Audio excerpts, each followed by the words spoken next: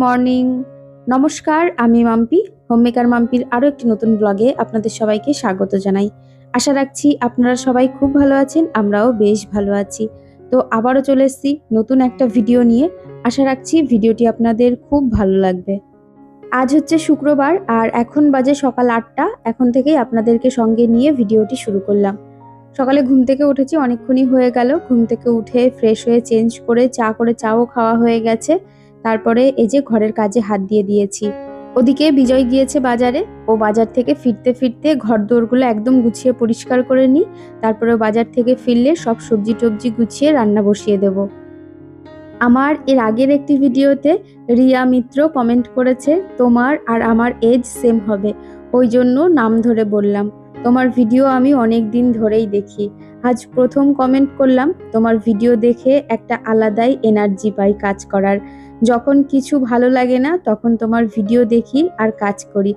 তুমি হলে energy drink, এইভাবেই এনার্জি দিও। আর খুব ভালো লাগলো ভিডিওটা। Thank you so much dear. এইভাবেই আমার পাশে থেকে যেও, ভালোবাসা দিয়ে যেও। আমার অনেক ভালোবাসা নিও আর খুব ভালো থেকো। আর আমার এর আগের ভিডিওতে বিশ্বজিৎ ঘোষ অ্যাকাউন্ট থেকে বোন কমেন্ট করেছে, প্রতিদিনের মতো আজকের ব্লগটাও খুব ভালো লাগলো দিদিভাই। তবে আগের দিনে একটা কমেন্ট করেছিলাম যে দিদিভাই আমার মেয়ে হয়েছে আর আমার 2 মেয়েকে খুব আশীর্বাদ করো যাতে আমি মানুষের মতো মানুষ করতে পারি। আর এখন জানো তো রাত জাগতে হয়, ঠিকঠাক ঘুম হয় না, শরীরে সেরকম একটা এনার্জি পাওয়া যায় না।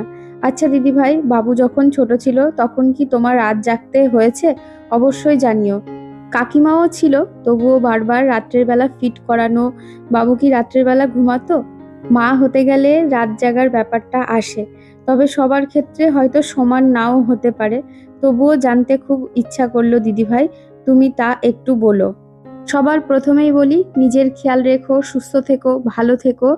আর তোমার 2 মেয়ের জন্য আমার অনেক অনেক শুভকামনা রইল। ভগবানের কাছে প্রার্থনা করি তারা যেন সুস্থ থাকে, ভালো থাকে আর খুব ভালোভাবে তুমি অবশ্যই মানুষ করতে পারবে। আর তুমি বাবুর কথা জানতে চেয়েছো, ও তো পুরোপুরি সেম ছিল, মানে সারা দিন পড়ে পড়ে ঘুমোতো আর রাত্রের বেলায় মানে সারা রাত জেগে থাকতো। আমি আর মা তো সেই সারা রাত পালা করে করে জেগে থাকতাম।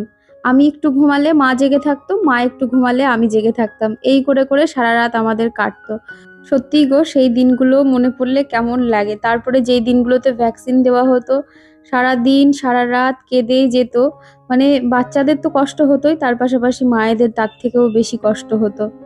যাই হোক, খুব ভালো থেকো আর আমার অনেক ভালোবাসা রইলো তোমাদের জন্য। যাই হোক, এদিকে ঘরদোর সব গুছিয়ে চলে এসেছি। বিজয় বাজার থেকে চলে এসেছে, সবজিগুলো সব আলাদা আলাদা করে ফ্রিজে ঢুকিয়েও রেখেছি। আর এই যে সকালের ব্রেকফাস্ট তৈরি করতে চলে এসেছি। আর আজকে ব্রেকফাস্টে তৈরি করব হচ্ছে দিসানোর ফুসলি পাস্তা। এটা হচ্ছে 100% ডুরুম হুইট সেমোলিনা পাস্তা। এটা পুরোপুরি আটা আর সুজি দিয়ে তৈরি করা। এর মধ্যে কোনো রকম ময়দা নেই, আর্টিফিশিয়াল কালার ফ্লেভার কোনো কিছুই নেই। ভীষণ হেলদি। আর এই পাস্তাটা হেলদি হওয়ার পাশাপাশি ভীষণ টেস্টিও খেতে। এই পাস্তাটি আপনারা যদি ট্রাই করতে চান, আমার ডিসক্রিপশনে লিংক দেওয়া থাকবে, আপনারা চাইলে ওখান থেকে বাই করতে পারেন। আজকে আমি একটু ভেজ পাস্তা বানিয়ে দিচ্ছি আলু বিনস দিয়ে, আর তার মধ্যে একটু বাদাম দেব। এইভাবে পাস্তা করলে খেতে খুব ভালো হয়। তো চলুন, এদিকে আমার পাস্তা হয়ে গেছে, বাবুকে আর বিজয়কে দিয়ে আসি। আর এদিকে সকালে খাওয়ার জন্য একটু ডিম সেদ্ধ করছি। আর এই যে আগারোর যে এগ বয়লারটা রয়েছে, এর মধ্যেই 3 জনের জন্য 3টে ডিম সেদ্ধও করতে বসিয়ে দিয়েছি। ভীষণ চটজলদি এর মধ্যে ডিম সেদ্ধ হয়ে যায়, আর কোনো রকম ফেটেও যায় না, আর ভেতর থেকে কোনো কিছু বেরিয়েও আসে না। একদম পারফেক্ট ডিমগুলো বয়েল হয়। আর এদিকে দেখতেই পেলেন কত সুন্দর একদম চটজলদি আমার ডিমগুলো সেদ্ধ হয়ে গেছে। আগারোর এই এগ বয়লারটি আপনারা যদি পারচেস করতে চান, আমার ডিসক্রিপশনে লিংক দেওয়া থাকবে, আপনারা চাইলে ওখান থেকে বাই করতে পারেন। ওদিকে ব্রেকফাস্ট সেরে আমি একদম ঝটপট করে সবজিগুলো কেটে গুছিয়ে মশলা টশলা একদম রেডি করে নিয়েছি। আর মাছটাও ধুয়ে লবণ হলুদ মাখিয়ে নিয়েছি। সিঙ্কের মধ্যে বেশ কিছু বাসন রয়েছে সকালকার খাবারের, তো সেগুলো পরে ধুবো। তবে তার আগে চলুন রান্নাটা আগে বসিয়ে দিই, তারপরে বাসন কটা মেজে নেব। আর আজকে বাজার থেকে একদম জ্যান্ত রুই মাছ নিয়ে এসেছে। তো এই জ্যান্ত রুই মাছের একদম হালকা পাতলা করে মাছের ঝোল করব, সজনের ডাঁটা পটল আর আলু দিয়ে। আর আমাদের এখানে যে কি প্রচন্ড গরম পড়েছে আপনাদের বলেও বোঝাতে পারবো না, প্রচন্ড গরম পড়েছে। আর এই গরমে মাঝে দুটো দিন বেশ রিচ খাওয়া হয়েছে, চিকেন খাওয়া হয়েছে, বিরিয়ানি খাওয়া হয়েছে। সেই কারণেই বিজয়কে বলেছিলাম মাছ নিয়ে আসো, আর একদম হালকা পাতলা করে মাছের ঝোল করব। সজনের ডাঁটাও আনতে বলেছিলাম, তো সেই জন্যই আজকে একদম হালকা পাতলা করে জ্যান্ত মাছের ঝোল করব। আর এমনিতেও এইভাবে একদম হালকা পাতলা করে মাছের ঝোল আমার কাছে ভীষণ ভালো লাগে খেতে। প্রথমেই লবণ হলুদ দিয়ে মাছটাকে ভালো করে ভেজে নিয়েছি, তারপরে তেজপাতা ফোড়নে দিয়ে তারপরে আলু আর পটলটাকে হালকা করে ভেজে নেব, খুব বেশি লাল করে ভাজার প্রয়োজন নেই। তারপরে একটু হালকা করে ভাজা হয়ে গেলে আমি ডাঁটাগুলোও দিয়ে দেব। ডাঁটা তো তেমন একটা ভাজার প্রয়োজনই পড়ে না। ডাঁটা দেওয়ার কিছুক্ষণ পরেই মশলা করে রেখেছি, লবণ হলুদ দিয়ে মশলাটা দিয়ে খুব ভালো করে কষিয়ে তারপরে জল অ্যাড করে দেবো। পাশের ওভেনে দেখতেই পাচ্ছেন আমি জল গরম বসিয়েছি মাছের ঝোলে দেওয়ার জন্য। আসলে রান্নায় যদি গরম জল দেওয়া যায় তাহলে রান্না তো তাড়াতাড়ি হয়ই, তার পাশাপাশি তরকারির টেস্টও না ভীষণ ভালো হয়। আর ওদিকে মাছ ভাজার সময় তেলগুলো ওভেনের উপর ছিটে পড়েছে, তো সেই কারণে একটু মুছে দিলাম। মাছের ঝোলে কি কি মশলা দিয়েছি একটু বলে দিই। এখানে 1.5 ইঞ্চি মতো আদা রয়েছে, একটা মিডিয়াম সাইজের টমেটো রয়েছে, দুটো কাঁচা লঙ্কা রয়েছে, দুটো শুকনো লঙ্কা রয়েছে, তার সঙ্গে 1 চামচ ধনে আর 1 চামচ জিরে, আর একটু গোটা গরম মশলা দিয়েছি।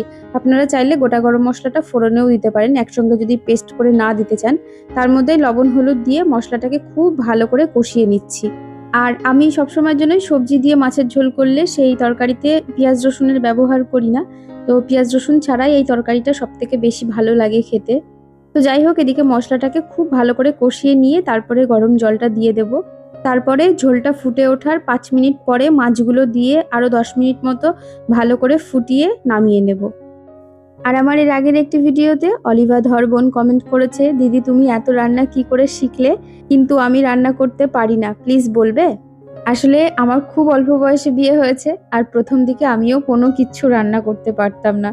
কতবার এমন হয়েছে রান্না করতে যে নিচে ধরিয়ে ফেলেছি, লবণ বেশি দিয়ে ফেলেছি, হলুদ বেশি দিয়ে ফেলেছি, রান্না মশলা ঠিক মতো কষাইনি, মানে কত রকমের রান্না করেছি। তবে সেগুলো আস্তে আস্তে রান্না করতে করতে শিখেও গেছি। আর আমার মনে হয় রান্না করতে করতে কায়দাটা বোঝা যায়, তখন দেখবে সব রান্নাই অনায়াসে করা যাচ্ছে। তুমিও দেখবে সময় আসলে সব শিখে যাবে। একটু ভালোভাবে মন দিয়ে করার চেষ্টা করবে, ভালোবেসে, দেখবে সব পারবে। রান্নাটা যদি ভালোবেসে করো আর শেখার যদি আগ্রহ থাকে তাহলে ঠিক শিখতে পারবে। যাই হোক, ওদিকে আমার মাছের ঝোল প্রায় হয়ে গেছে, আর এদিকে টেবিলটাকে খুব ভালো করে মুছে এবার তরকারিটা নামিয়ে তারপরে টেবিলের ওপর রেখে দেব। আর আমার এর আগের একটি ভিডিওতে পৃথা কমেন্ট করেছে, খুব ভালো লাগলো আজকের ভিডিওটা, রান্নাগুলো দারুণ হয়েছে দেখতে, from Tripura Agartala, thank you dear. আর আমার এর আগের ভিডিওতে বৈশালীনাথ দিদিভাই কমেন্ট করেছে, আমি বিয়ে বাড়ি গিয়েছিলাম কৃষ্ণনগরে, ওখানে আমাদের দেশের বাড়ি, তাই তোমার ব্লগ দেখতে পারিনি, আজকে সব দেখলাম, পনির রান্না খুব ভালো লাগলো। থ্যাংক ইউ দিদিভাই, তোমার দেশের বাড়ি কৃষ্ণনগরে শুনে আমার খুব ভালো লাগলো। যাই হোক, খুব ভালো থেকো আর এইভাবেই ভালোবাসা দিয়ে যেও। যাই হোক, এদিকে মাছের ঝোল হয়ে গেছে, নামিয়েও নিয়েছি, চলুন টেবিলে রেখে দিয়ে তারপরে বাসন কটা মেজে রান্নাঘরটা পরিষ্কার করে নিই। আর আমার এর আগের একটি ভিডিওতে পূজা মণ্ডল বোন কমেন্ট করেছে, তোমার ভিডিওর নোটিফিকেশন এলে আমি হাতের সব কাজ সেরে তারপরে দেখতে বসি, কারণ ভিডিওর কোনো কিছুই মিস করতে চাই না। আজকে অনেক কাজ ছিল, কিন্তু মনটা তো তোমার ভিডিওর দিকেই পড়ে আছে। তোমাকে কি মিষ্টি লাগছে, আর বাবুকেও, nice video. Thank you so much dear, এইভাবেই পাশে থেকে ভালোবাসা দিয়ে যেও, আমার অনেক ভালোবাসা নিয়েও খুব ভালো থেকো। আর আমার এর আগের ভিডিওতে সাগর মুনের সংসার অ্যাকাউন্ট থেকে একটি বোন কমেন্ট করেছে, জানালা খোলা রেখে চিমনি অন করে রান্না করা যায়, আমাকে তো বলেছিল চিমনি অন করে জানালা খুলতে না, একটু রিপ্লাই দাও প্লিজ। একদমই ঠিক গো, জানালা খুলে চিমনি চালাতে নেই, এটা আমাদেরকেও বারণ করে দিয়ে গেছিল। আসলে সত্যি কথা বলতে আমার রান্নাঘরটা বেশ ছোট, আর এই একটাই জানালা তো সামনের দিকে, আর জানালা না খুলে রান্না করতে গেলে আমার যেন দম আটকে আসে, সেই কারণেই আমি জানালাটা খুলি। তবে হ্যাঁ, মাঝে সাঝে যখন খুব বেশি মশলাপাতি রান্না করা হয় তখন আমি জানালাটা বন্ধ করেই চিমনি চালাই। আমার এর আগের একটি ভিডিওতে টিনা গুপ্তা দিদিভাই কমেন্ট করেছে, বোন তোমাকে মাঝে মাঝে মনে হয় আমার বাড়িতে নিয়ে আসি, আর তোমার কাছ থেকে ঘর গোছানোর অ্যাডভাইস নিই সামনে বসিয়ে। আমার টুইন্স বেবি, তাই ঘর সবসময়ই এলোমেলো থাকে। কি যে করি ভেবে পাই না। তুমি এর রিপ্লাইটা তোমার ভিডিওতে দিও প্লিজ। সবার প্রথমেই বলি থ্যাংক ইউ সো মাচ দিদিভাই এত সুন্দর কমপ্লিমেন্ট দেওয়ার জন্য। আসলে ছোট বাচ্চারা বাড়িতে থাকলে তারা তো একটু এলোমেলো করবেই, কোনো সমস্যা নেই, বড় হলে দেখবে সময়ের সঙ্গে সঙ্গে এমনিতেই ঠিক হয়ে যাবে। আর বড় হলে পরে তোমাকে যদি দেখে তুমি সবসময় বাড়ি ঘর দুয়ার গোছানো পরিষ্কার পরিচ্ছন্ন রাখো, তারাও বড় হলে দেখবে সেগুলো সব শিখে যাবে। আসলে বাচ্চারা তো সব দেখেই শেখে, আর বাড়ির পরিবেশটা যেমন থাকবে বাচ্চারা ঠিক সেটাই শিখবে।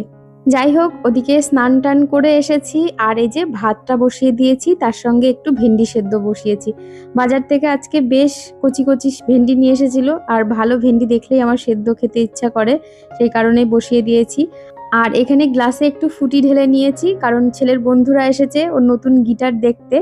তো চলুন, ওরা পাশের ঘরে বসে রয়েছে, ওদেরকে দিয়ে আসি। আবারও চলে এসেছি দুপুরের খাবার টেবিলে। তো এই যে খাবার বেড়ে নিয়েছি। তো চলুন, ভিডিওটা আর বেশি বড় করব না। আর আজকের ভিডিওটা আপনাদের কেমন লাগলো অবশ্যই কমেন্ট করে জানাবেন, ভালো লাগলে একটি লাইক করবেন।